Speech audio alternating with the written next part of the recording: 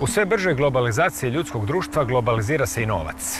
Nacionalne valute nestaju, a zamjenjuju ih nadnacionalne, a nasuprot tome, ili možda baš zbog toga, u isto vrijeme nastaju i mnogobrojne lokalne valute. Kroz ljudsku povijest novac je uvijek i bio lokalan, po naravi stvari. No suvremeni razlozi za pokretanje lokalnog novca su drugačiji. Početkom 20. stoljeća pojavile su se prve teoretske razrade o lokalnom novcu, a potom i prve praktične primjene. Vrlo uspješne, a možda i preuspješne, jer su sve pojedine bile zabranjene od strane tadašnjih središnjih vlasti. Jer novac je tada, baš kao i danas, bio i sredstvo kontrole. U kriznim i turbulentnim vremenima početkom 21. stoljeća lokalni novac ponovno oživljava, jer je nemoguće osporiti njegove mnogobrojne dobrobiti. Primjerice, sprečava odljev vrijednosti iz zajednice te ubrzava protok roba i usluga, čime direktno povećava standard. No, to je tek početak. Čini se da doista nema pravog razloga da novac za mnoge potrebe ne bude lokalan i vezan uz zajednicu koji predstavlja krvotok ekonomije. No, danas je lokalni novac u opticaju ipak još najviše ovdje.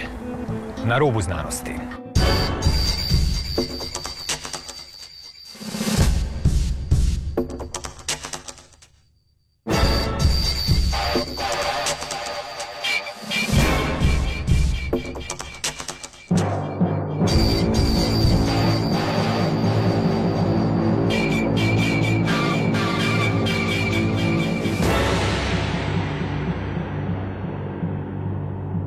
Dobar večer. Nenad Maljković, permakulturni je dizajner s posebnim interesom za društvene i ekonomske aspekte permakulture.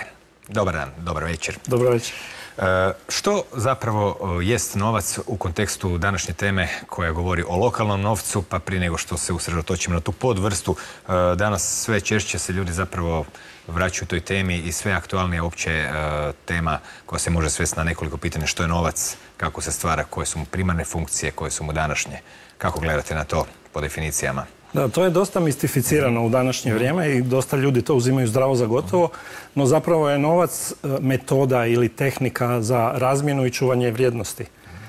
Drugim riječima možemo reći da je novac jedna tehnologija koja je oblikovana na određeni način i može se mijenjati.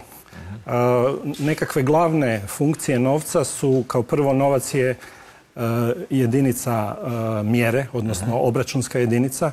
Kao što imamo litre, grame i metre, tako imamo i kune, eure za vrijednost.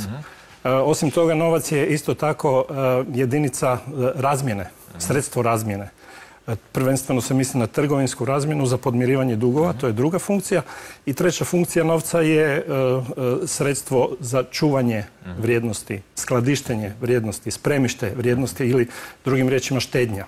Ova treća funkcija se tijekom povijesti vrlo često pokazala krajnje nepouzdanom u vremenima krize i tako dalje, kad se brišu vrijednosti novca. Drugo temeljno pitanje vezano uz novac jest kako se uopće stvara. Naravno da se novac temelji na jednom međusobnom povjerenju, da će naš sugrađanin također vjerovati da ovaj papir sa žigom vrijedi baš toliko. Otkuda uopće i kako se stvara tijekom povijesti i kako se stvara danas i koje su se promjene dogodile u posljednjih nekoliko stoljeća? Nekako se uobičajeno smatra da je novac nastao iz trampe, međutim nije. Novac je zapravo baziran na dugovanjima. I prvi novac koji je počeo kolati zapravo je bio potvrda o nekakvim dugovanjima nekakve robe negdje na nekom skladištu. Kasnije je to počelo, te potvrde o dugovanjima su se počele koristiti kao sredstvo za razmjenu i podmirivanje dugova. Trenutačno ogromna količina novca koji je u opticaju u ovim službenim konvencionalnim valutama je zapravo novac koji kreiraju banke, tako da daju kredite.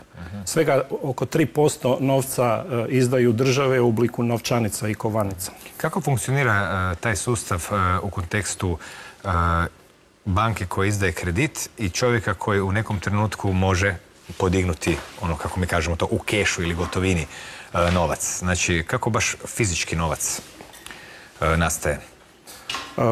Fizički novac, kao što sam rekao, izdaju države. Moramo spomenuti da ga ima samo 5% na svijetu. 3%. Oko 3%. Znači, to je zapravo manjina novca je u fizičkom obliku u opticaju. Ostalo se kreće raznim računima. u obliku tih bezgotovinskih elektronskih transakcija, u obliku plaćanja karticama i tako dalje. Znači, velika većina novca u opticaju je u tom neopipljivom obliku. U nadi da će netko pretvoriti taj neopipljivi oblik u opipljivi jednom kad dođe veliki fajrunt, pa se svi pretpostavljaju da će se negdje pojaviti. Mada je to matematički neizvedivo, zato što je sve bazirano na dugu i ukamaćivanju i beskonačnom rastu, što je neprirodno. Da, u biti taj suvremeni novac na neki način dizajniran u 19. stoljeću. Sada smo u 21. stoljeću. Neke stvari su otišle puno dalje od onog mjesta na kojem su bile u 19. Drugi su se počeli mijenjati. Kako bi danas trebao izgledati novac? Čemu bi trebao težiti po vama u odnosu na ovaj kojeg imamo oko sebe već 150 godina i gdje naravno dominiraju financijske institucije? Pa sa stanovišta permakulturne etike koja govori o briga o planetu, briga o ljudima i pravedna raspodjela resursa, odnosno povrat viškova kako ljudima, tako i planetu. Trenutačni dominantni monetarni model koji se bazira na ukamaćivanju i beskonačnom rastu je jednostavno neodrživ i zapravo potiče sve veće i veće trošenje planeta. Sve veće i veće trošenje kako obnovljivih, tako i neobnovljivih resursa. U 19. stoljeću, kad je čovječanstvo još živjelo u iluziji da postoje neka nova neosvojena područja, neki novi nepoznati resursi, to je možda još i imalo smisla, takav jedan monetarni sustav. U današnje vrijeme kad znamo, i to vrlo konkretno, da živimo na planetu sa ograničenim resursima i da se ti resursi iz godine u godinu sve više i više troše i da se pri tome unazađuje sposobnost ekosustava da obnavlja one resurse koji su obnovljivi, takav monetarni sustav je zapravo potpuno neprikladan. I kao tehnologija razmjene i kao tehnologija za očuvanje vrijednosti, monetarni sustav bi trebalo redizajnirati. Već vrlo rano u 20. stoljeću su se pojavile nekakve ideje kako da se to napravi. Koje i kakve ideje su počele opet oživljavati ideju lokalnog novca? Pa, krajem 19. početkom 20. stoljeća njemački ekonomist i aktivist Silvije Gesell je potaknut velikom financijskom krizom koju je doživio u Argentini, zapravo osmislio jednu drugu vrstu novca iz koje zapravo vode sve nekakve današnje lokalne valute porijeklo i ta je vrsta novca zapravo razdvojila funkciju novca koja je čuvanje vrijednosti od funkcije novca koja je razmjena. I prvenstveno se usmjerila na razmjenu. Taj novac, ta vrsta novca, on je nazvao Freigeld, bazirao se na tome da u prirodi zapravo ne postoji ništa što traje vječno. Ono što se u prirodi događa je da sve stvari s vremenom propadaju. Distropija je prirodna pojava.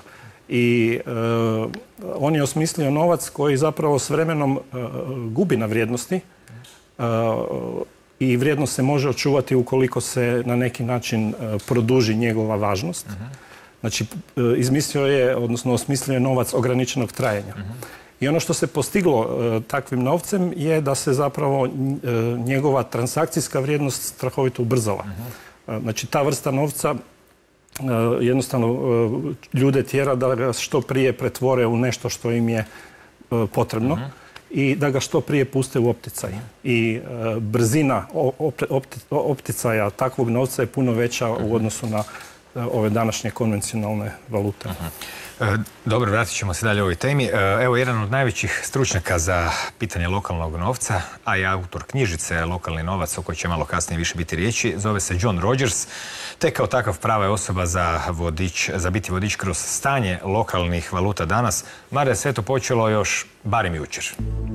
If we look back over the long evolution of money over many thousands of years, the core function of money was always as a medium of exchange to help us to trade goods and services with each other. And the function of money as a tool for speculation, for making profit, was relatively limited historically to traders and goldsmiths and the rest of it.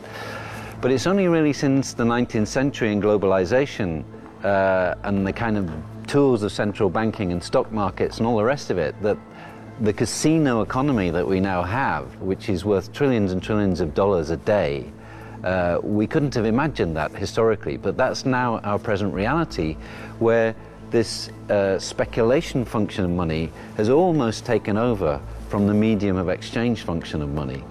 So what we can do about that with designing these new kinds of currencies is to put a new focus again on money as a medium of exchange and not as a medium of speculation or even a medium of savings. It can have a limited savings function, but its main function is as a medium of exchange to encourage trade. Because actually local currencies, from the historical point of view, are normal.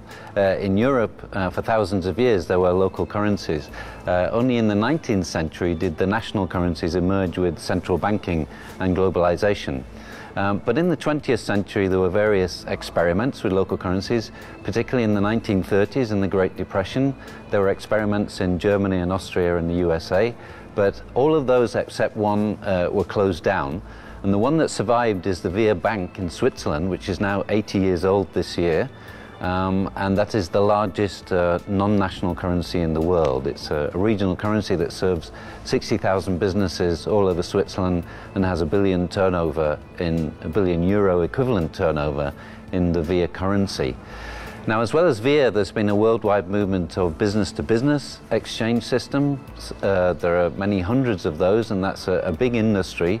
And the idea of that industry is to exchange spare capacity amongst businesses. So many businesses don't work at 100% capacity. Say a restaurant has seats that are underused, or a theatre has seats that are underused. They can put those into a local currency system, and people who have local currency can access those goods and services. So the worldwide business-to-business exchange system movement is quite big. So that's on the commercial side. But on the other side, there are community-based systems started by citizens, and they tend to be much smaller, and they're working at a very local community level between neighbours, where people do exchanges with each other, so people babysitting, walk the dog, clean the house, teach the piano, all those kinds of skills.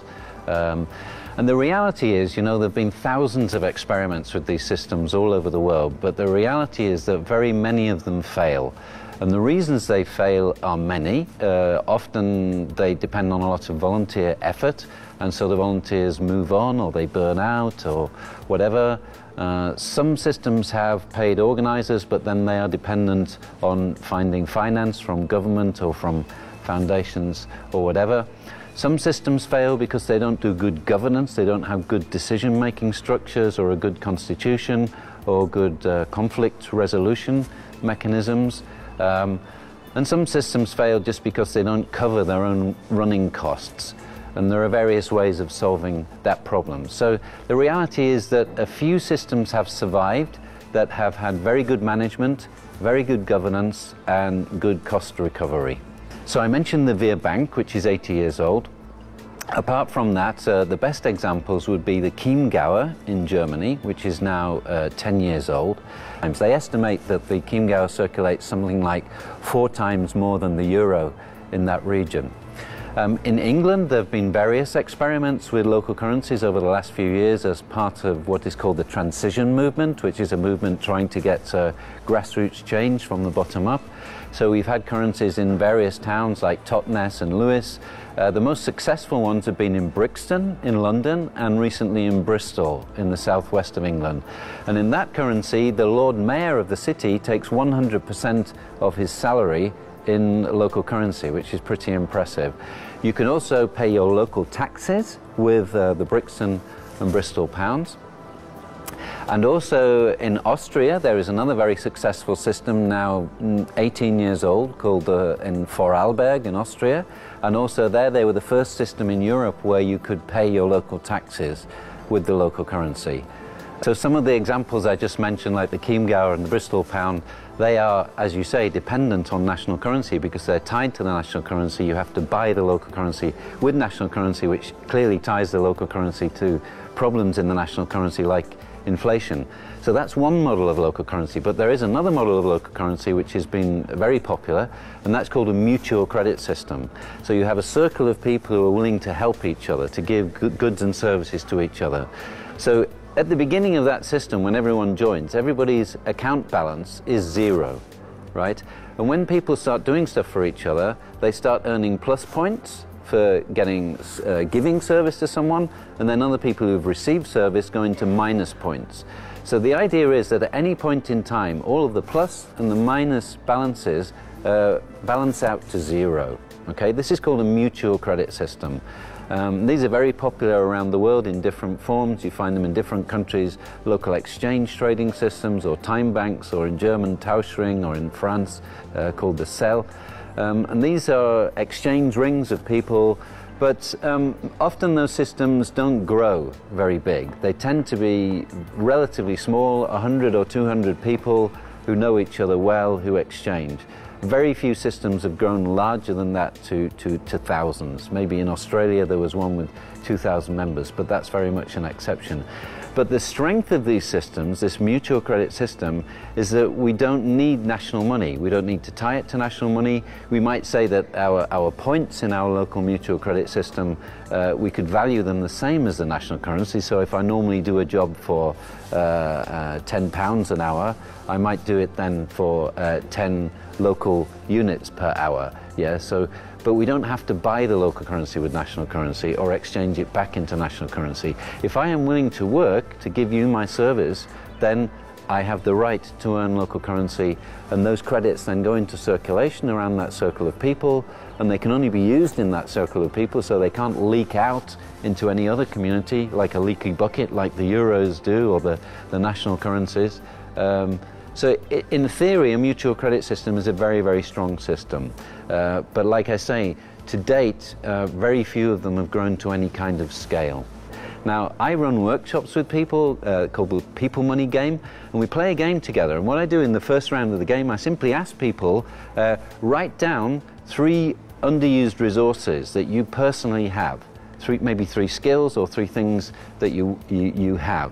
So for instance, I can do storytelling, I can teach the piano, I can teach people English, yeah? So I ask people to write down their underused skills and resources. And then I ask them to write down 3 unmet needs that they have.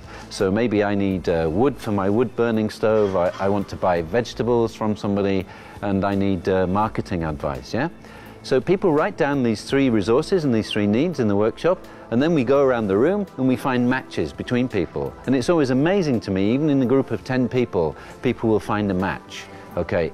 And what the workshop does is it makes people realize so after we've done that exercise, we then introduce a currency and say, okay, if we had a currency to help you match up these underused resources and unmet needs, how would that be? And what does it look like when we introduce different kinds of currency? So if we introduce an interest-bearing currency, everybody starts getting competitive and fighting each other because they know they have to pay the interest on the money they're earning.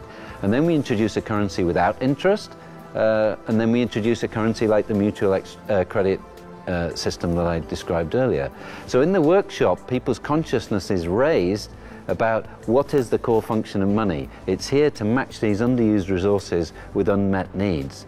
And when we keep the focus on that, then I think we'll see new systems that are much more powerful and much more useful to people in their own communities or in their own regions. How did they encourage people to use it and keep it in circulation? Well, again, the Chiemgauer system that I mentioned in Germany is really the only modern example that uses this so-called demurrage mechanism, the same mechanism that they used in Virgil in the 1930s. And the idea of that goes back to a German theorist called Silvio Gesell 100 years ago, and he said that everything else in nature decays. The only thing that doesn't decay is money, right? So he proposed the idea of a money that should decay. So in the 30s, they started experimenting with that idea. So the idea is that every few months, the money loses a little bit of its value. The result of that is that nobody wants to keep money that is losing its value. So in contrast to normal money, which people are trying to get hold of and hoard, with this money, they actually want to give it away again as quickly as possible because it's losing value. And so what happens is actually the circulation rate of the money increases. And so however many notes you've issued in circulation, because they're circulating faster, they're doing more economic good along the way. So actually you need less actual money in circulation. The point is how many times it changes hands.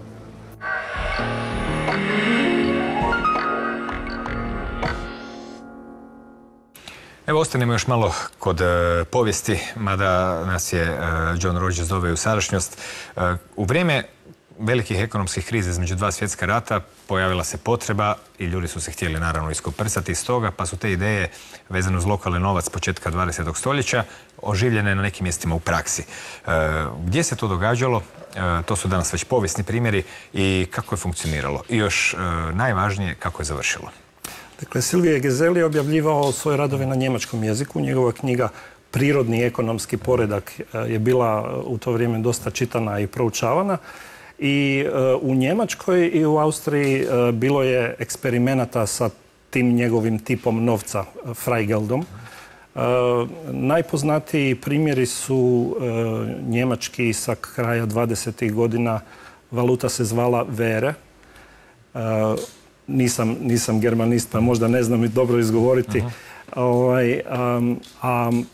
Možda najčešće spominjani primjer je iz austrijskog gradića Vergla, gdje je gradonačelnik 1931. godine shvatio da ima jako puno nezaposlenih u svom gradiću, oko 500 je bilo evidentiranih nezaposlenih, oko 200 obitelji je bilo bez ikakvih prihoda i imao je samo 40.000 šilinga u budžetu. On je te šilinge odlučio deponirati u lokalnoj štedionici kao jamstvo i izdao je te lokalne novčanice koje su isto tako bile nominirane u šilinzima. Međutim, bilo je to redizajnirano na način da su ti šilinzi imali rok trajanja koji se mogao produžiti kupovinom određene markice. I krenuo je puštati u opticaj te zamjenske novčanice. Počeo je plaćati neke javne radove s tim novčanicama. Počeo je naplaćivati i lokalne poreze i prireze tim novcem. I ono što se dogodilo je da je zaposlenost jako brzo u tom mjestašcu, gradiću, porasla.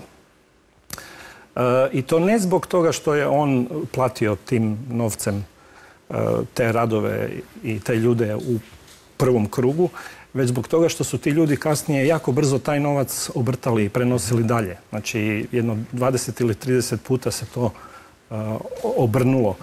Znači, toliko puta je nečija potreba u toj lokalnoj zajednici bila zadovoljena pomoću te valute. Ono što se tada dogodilo je bio jedan proces koji se više puta ponovio. Znači, i prije u Njemačkoj i nakon toga u povijesti se to ponavljalo. Dakle, kao prvo, jako puno drugih gradonačelnika je vidjelo da to funkcionira i htjelo je to ponoviti u svojim mjestima. U jednom trenutku je taj gradonačelnik, koji ima jako dugačko njemačko ime, čak ga jedan američki znanstvenik tako i nazvao kao gradonačelnik sa dugačkim imenom, Unterguggenheimer ili tako nekako. Dakle, taj gradonačelnik u jednom trenutku organizirao konferenciju na kojoj je došlo oko 200 različitih gradonačelnika iz Austrije i Njemačke da bi objasnio i prezentirao taj sistem. Čak je i tadašnji francuski predsjednik došao. Znači, govorimo o početku velike ekonomske krize, 31. i 32. Međutim, to je zapelo za oko tadašnjim monetarnim vlastima i 32. je Središnja austrijska banka jednostavno zabranila. Odnosno, optužili su ih za neovlašteno tiskanje novčanica. I prekinuli su taj eksperiment. Nakon toga je lokalna ekonomska aktivnost zamrla i stvar je krenula istim putem kao i u ostatku Austrije. Znači, onim putem velike ekonomske krize i nezaposlenosti. U biti, Može se povući paralela s obzirom da se često puta bruto društveni proizvod, to je jedna brojka s kojom se često puta maše okolo, zapravo svodi na to koliko je novca promijenilo ruke više manje. I riječ je o tom da iz tog razloga države nakon poplava, kriza, ratova imaju rast po 10-12%, ne zbog toga jer su ljudi u velikom bogatstvu i ne znam imućni, nego zbog toga što se puno gradi razrušenog i slično. I naravno kad društva postignu stabilnost, taj bruto društveni proizvod raste sve sporije. Na ovaj način ako uzmemo ovaj kratki opis da je to brzine, količina novca koja mijenja ruke, zapravo je taj gradonačelnik povećao bruto društveni proizvod brzinom kolanja novca, mogu bi se reći. Da, ono što je tu još važnije, dakle, monetarni sustav, bez obzira da li se sastoji od jedne ili više valuta, u permakulturi mi zagovaramo korištenje više valuta za različite funkcije i različita područja. Dakle, monetarni sustav je zapravo element u jednom puno većem sustavu koji zovemo ekonomija. Ekonomija je u našem gledanju sustav za zadovoljavanje ljudskih potreba. I isključivo mjeriti kolanje novca, pogotovo ako postoji nekakav špekulativni aspekt, je samo djelomično. Ono što je pravi pokazatelj nekakvog ekonomskog progresa je zapravo zadovoljavanje konkretnih ljudskih potreba. I to se uz lokalne valute zapravo može dosta dobro i postići. Sada ćemo pogledati jedan dobar primjer toga. Naime, najuspješnija europska lokalna valuta, ili barem najslavnija, je bavarski Chiemgauer. Pokretač Chiemgauera, izvršni upravitelj, je Christian Gelleri. I was very young. I was 16 when I read a book from Silvio Gesell about money, and it inspired me, and I saw we have to change the money system. And that was so original. And when I studied economics, I discussed with professors and others, and we founded a group, and we built a concept about a local currency. In the beginning, it was impossible to introduce. We started in Munich, and everybody said you're crazy. And then I went to a Waldorf school at the Lake Chiemsee at Prien, and then we started the project with. I introduced the idea to students, female students, and they said, "Let's try it." And we asked parents of the school if they are willing to take part, and we asked businesses if they want to accept the currency, and most of them were enthusiastic and said, "Okay, let's try it." They were open-minded, and then we started with only 20 businesses and 30 consumers, and it worked quite good. And then on this basis, it has grown. The name of the local currency is Chiemgauer. We have sticked it to the euro. It's 1 Chiemgauer is 1 euro. So we have 1 and 2 and 20, 10 and 5 and 50. So it's always 1 to euro. And we started 2003 in the beginning, at 12 years ago. And the idea was to promote the school with the local currency and to promote businesses around the Lake Chiemsee. And the name is Chiemgauer because of the region, the lake called Chiemsee. The region is called Chiemgau, and there are 2 districts, Traunstein and Rosenheim, and it's an area with 500,000 people. And today about 630 businesses are accepting Chiemgauer, and 3,000 consumers are paying with the local money. And we have 250 charities who are promoted with the Chiemgauer. What's the purpose of these little marks on each bank, on each note? It's a very important idea that the local money is aging. This little marks has a purpose that people spend the money and not to hoard it. Every quarter you have to pay 2% of the value of the money, and then when you pay 2 cents for the 1 Chiemgauer, and sticks the stamp on the money, then it's valid another 3 months. And because of this aging function, nobody hoards it. You spend it again. And if you have euro in your pocket or national currency in your pocket and Chiemgauer, you spend Chiemgauer faster than euro. And the Chiemgauer is 3 times faster than the euro. We see that when consumers change into Chiemgauer and spend it to businesses, the businesses are more aware of using the local money in the region, and they use it locally and they spend it, and it's going faster, and the turnover is increasing for the businesses. Many businesses telling us they have an increased turnover, and so they are stabilized and they can employ more workers. The effect on the whole economy is small, but the effect on the businesses are quite good. There are 2 types of local currency. Some are created by loans and then created out of nothing, and that's very good. But we decided for another type to connect it to the global currency or the euro currency because it's easier to handle for the businesses. Because when some business has too much of the local currency, they can change back into euro, and they pay a fee of 5%. And so we have an obstacle to the Chiemgauer of 5%, and they can decide, and it's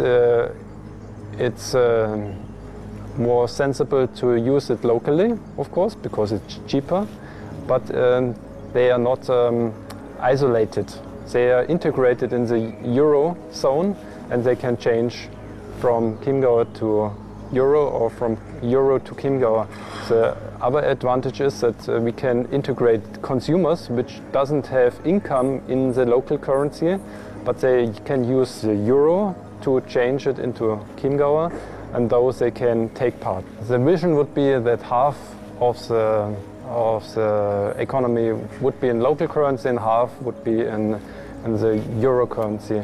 That could be a balance, because it's important to produce energy and food and transport or building homes in the region, but you also have to have global products like cars or like computers.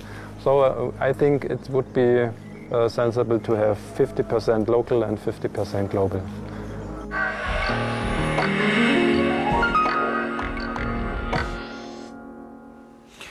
Chiemgauer je nekako najpoznatija od valuta, međutim nikako nije usamljena. Evo, danas, početkom 21. stoljeća, koliko primjera postoji, barem u ovoj našoj bližoj okolini, znači pričamo o Europi, a kasnije ćemo vidjeti da i drugdje to funkcionira. Pa u Europi je taj vir koji je John Rogers spomenuo najpoznatiji, vjerojatno. Nekako na njemačkom govornom području i dan danas ima jako puno valuta i mogu reći da su čak i najbolje organizirani. U samoj Njemačkoj ima preko 300 takozvanih Tauschringe, to su oblici lokalne valute koje se baziraju na uzajamnom kreditiranju, i ima oko 20 takozvanih regionalnih valuta. Imaju svoje nacionalno udruženje i u biti razvijaju te nekakve regionalne ekonomije, i Chiemgauer je jedan od njih, od tih 20. Zatim ono što se u posljednje vrijeme počelo događati je u Engleskoj, na primjer. Ja mislim da tamo ima preko 10 lokalnih valuta u gradovima i gradskim četvrtima raznih veličina. Taj Brixton i Bristol su dobar primjer. Dakle, Bristol je otprilike velik kao Zagreb. Brixton je jedna gradska četvrt u Londonu, oko, ja mislim, 200.000 stanovnika. Možda najnoviji primjer, gotovo svake godine se negdje pokrene nekakva lokalna valuta, ali najnoviji i dosta zanimljiv primjer je gradska valuta u Nantu, u Francuskoj. Oni su Oni su, ja mislim, 2009. krenuli u proces dizajniranja te lokalne valute. 2012. su posjetili Vir u Baselu i vidjeli kako to tamo funkcionira na toj jednoj nacionalnoj razini kao alternativna valuta. A u ožujku prošle godine su pokrenuli lokalnu gradsku valutu. Ja mislim da je Nant isto tako negdje otprilike veličine Zagreba sa tim okolnim područjem. Njihova valuta nije u obliku novčanica, nego u elektronskom obliku kao kartica. Izdaju je gradske vlasti preko lokalne štedionice, a građani je mogu koristiti da plaćaju ili punu cijenu ili dio cijene nekih roba i usluga kod poduzetnika koji su u tom sustavu, a isto tako se mogu koristiti za plaćanje javnog prijevoza. I nisam 100% siguran, ali mislim da i primaju i za neke gradske prireze, poreze i tako dalje. Znači, to je najnoviji evropski primjer valute koja je pokrenuta u suradnji lokalnih vlasti, lokalnih institucija, građana i poduzetnika kako bi se potaknula lokalna ekonomska aktivnost. Dobro, sad ću malo preskočiti na drugi kontinent. Država s možda najvećim brojem lokalnih valuta u ovom trenutku je Brazil.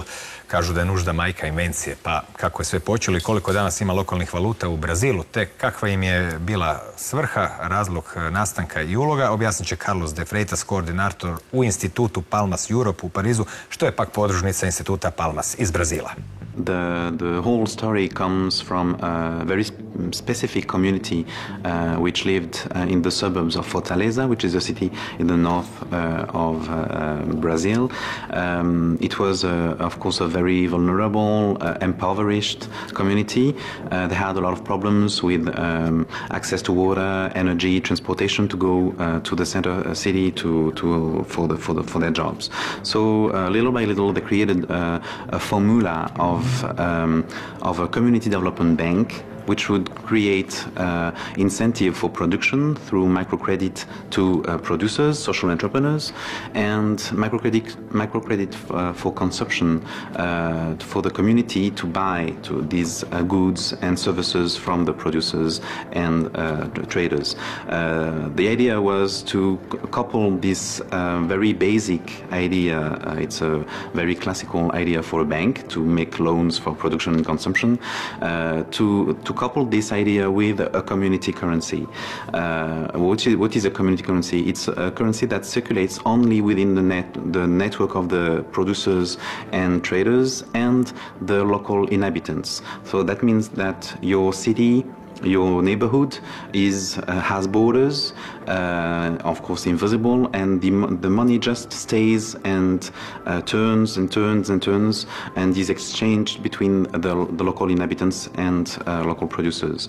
That makes the wealth of the community staying within these borders. So that means that whatever you produce as savings, as goods, etc., serves the whole community to create job, to create income, and creates little by little a virtuous circle for development of the community. So the bank was created in 1998.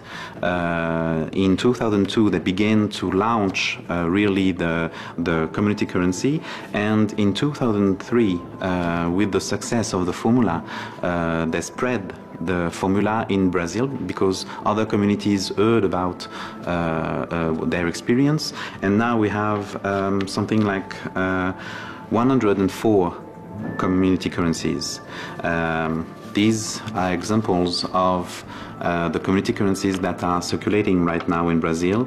Each community currency belongs to one specific community. Each community bank has its own currency, its own name. They are all autonomous. They make part of a network, but they are all autonomous. And each community designs and chooses the name of the bank and of the community currency. And if you look at them very closely, you can see that some promote very strong images of cooperation like that. Others do pay an homage to some very important leaders in the community, or it can also be for example, the local production that they promote because they are very proud of being a community from these parts of Brazil. The idea now took another stage, another level by creating partnerships with the government. So we have a policy of support coming from the National Secretariat for Solidarity Economy. The idea also is that since the very beginning, the Community Development Bank is supposed to work with local authorities to implement a strategy of local development that is sustainable and that looks very closely at the most impoverished part of the communities. So that they developed a lot of social programs, training in the frame of social and solidarity economy, meaning to rebuild the network of solidarity within the communities and create from this circle economic activities that are perennial. That means that that will be sustainable from the parents to the children. There will be a future for these communities. So it's very important to sustain this kind of dynamics and to get inspired from this very peculiar system, because nobody thought that one community that had nothing could launch a community bank, launch his own money, and go on and now get to 104 community development banks. They have been attacked by the central bank at the very beginning of the launch of the bank, and then at the launch of the community currency, so in 1998 and in 2003. The fact is, when you launch a community currency, you just have to make clear that you pay the taxes that in national currency that goes with whatever the trade that you make. So it's very clear. You have at the back of the community currencies banknotes. It's not banknotes, it's coupons, vouchers, but you have a specific sentence explaining that it's just a coupon and it just circulates within a community, which could be a community of people or a community of stakeholders. After that, it's on that part it's very clear legally. The fact is, the idea of creating your own currency hits so hard the idea that only the country and a central bank can emit currency, which is wrong right now, because it's the commercial banks that do create the currencies through the loans they provide to people and businesses. But the fact is that it hits so hard the culture of sovereignty, national sovereignty, that sometimes it produces these very strong attacks from the authorities. But usually they always lose if it's a legal procedure, and after that, always. In most of the cases we know around the world, because you have a lot of examples around the world. In most of the cases, some cooperation begins because the national authority needs to understand what is this product, which is a community currency, which is very the miles. For you get when you buy a flight ticket. That's the same thing. It's not more illegal than that. So you just have to get in the process of dialogue, and that's what the communities have really managed to get at the Brazilian level. In the Brazilian case, the currency is created you can have the currency through three different ways. One is that you exchange the national currency to the local one. So it's a one-to-one exchange. You go to the bank and you just exchange. You give national currency to the real in that case to the local currency. The second one is you part of your salary, of your wages, you will receive it in local currency. Sometimes it's 10, 20, 30%. Of course, you pay the taxes that go with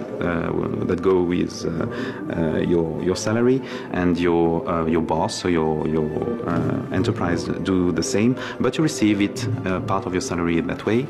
And the third way is through microcredit. The microcredit in local currency has no interest rate.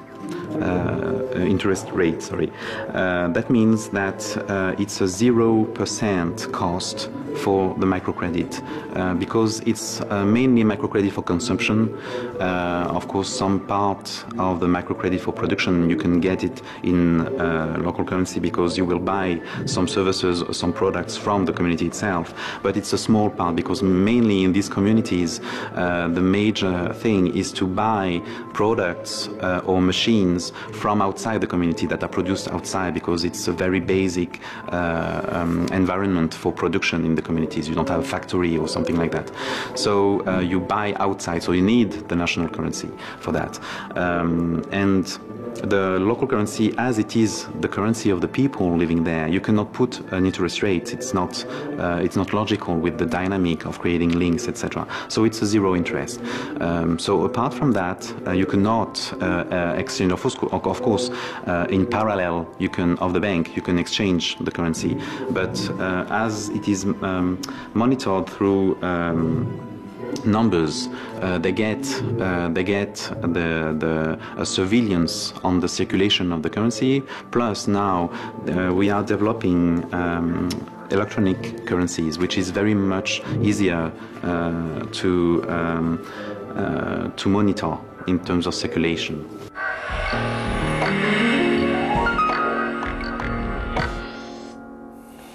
Na primjeru iz Brazila jasno se vidjelo da su se središnje vlasti prvo, pružile su otpor tim idejama o lokalnom novcu. Tko zna da li samo iz ekonomskih razloga ne bih odbacio niti jednu inerciju i naviknutost koja uvijek postoji u takvim slučajevima. No kada su se naučili, vidjeli smo da danas skoro 104 valute surađuju sa državom. Kako monetarne vlasti u Europi, tu kod nas na zapadu, gledaju na lokalne valute? Jesu li se počele oglašavati s obzirom na ipak širenje njih u zadnjih 5, 6, 7, 10 godina? To sigurno ovisi od države do države.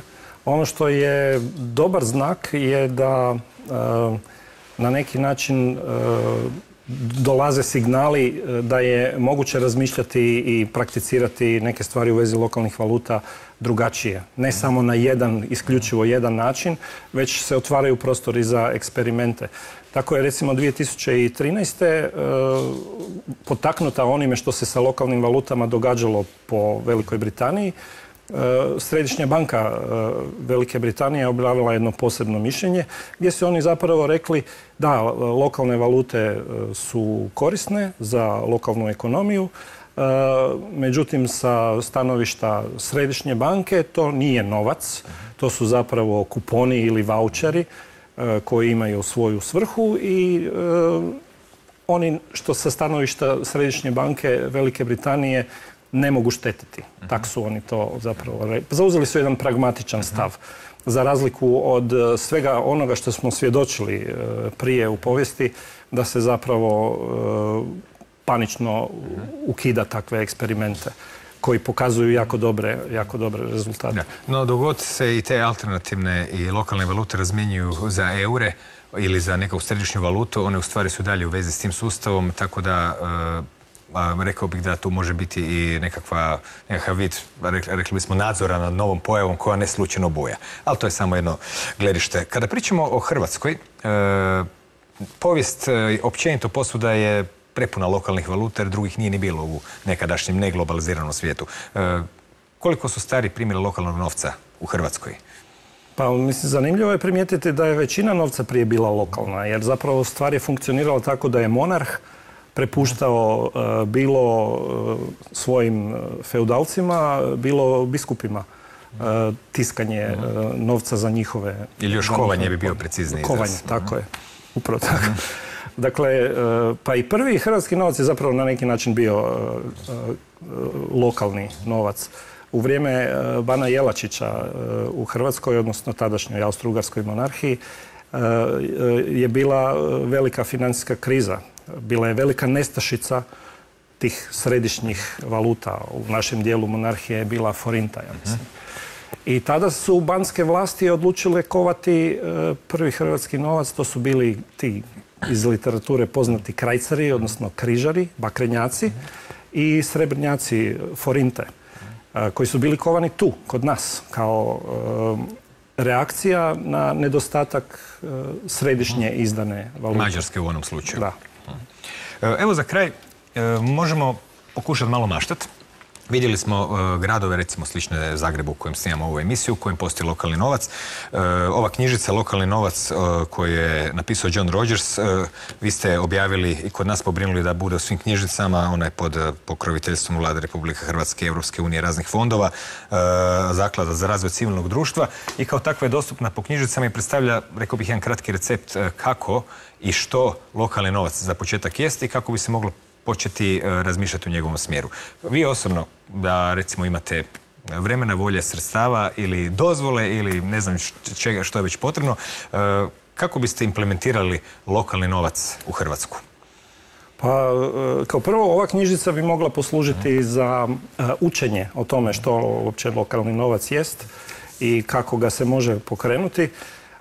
Ja osobno mislim da bi bilo vrlo zanimljivo našu Narodnu banku pitati što misli o lokalnom novcu. Nije isključeno da ćemo jednom to i napraviti.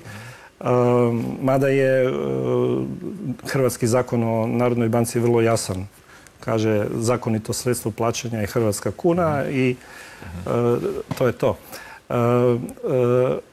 Meni se čini da bi bilo zanimljivo pronaći jednu županiju, Hrvatsku županiju, kao partnera na takvom projektu, proći kroz jedan proces dizajniranja takve valute koji bi uključivao razne dionike, znači ne samo lokalne vlasti, nego i lokalne poduzetnike, građane, razne institucije, civilno društvo i tako dalje, kako bi se različiti elementi te nekakve naše lokalne valute prilagodili našim potrebama i to bi se moglo za početak napraviti kao eksperiment, kao pilot projekt, da bi se iz toga nešto naučilo, da bi se dobili određeni rezultati i podaci što se s time postiglo.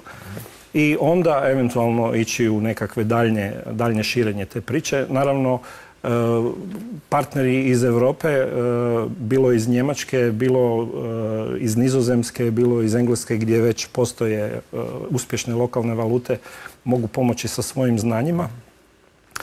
I kao što smo vidjeli i iz ovog projekta koji je završio 2015. i iz ovog projekta koji je isto tako završio 2015. Evropska unija već ulaže u takve eksperimente. Znači, ovaj projekt evropski je financiran iz Fonda za regionalni razvoj, a ovaj naš iz Evropskog socijalnog fonda. Dakle, tu čak postoji mogućnosti da se na neki način to i isfinancira kao poduhvat. Dobro, još samo trebamo dogovoriti kako te nazovemo. To će biti najslađe. U svakom slučaju, Nenade, hvala na ovom doprinosu, rekao bih, uz sve ove druge sugovornike koje smo imali prilike snimati i sresti na konferencijama o dobroj ekonomiji koje se svake godine održavaju u Zagrebu. I do neke sljedeće prilike. Doviđenja. Doviđenja. Evo, pričati o novcu jest zapravo pomalo kao pričati o krvotoku. U vrijeme kad globalni problemi financijskih krvotoka ostavljaju neugodne posljedice na lokalne zajednice, razumnim se doista čini da lokalne zajednice počnu jačati svoje vlastite samoodržive lokalne krvotoke, a ako ostanemo kod usporedbe krvotoka i kolanja novca, na taj se način svakako onemoguće ili barem otežava samo posluživanje izvana uz sve druge dobrobiti koje lokalne valute imaju za kolanje roba i usluga unutar jedne zajednice, pa tako onda energija stanovnika u jednom dijelu ostaje tamo gdje joj je mjesto, u toj konkretnoj lokalnoj zajednici, možda barem i djelomično zaštićena od utjecaja globalnih tokova novca na koje nitko od nas pak nema puno utjecaja. Laku noć.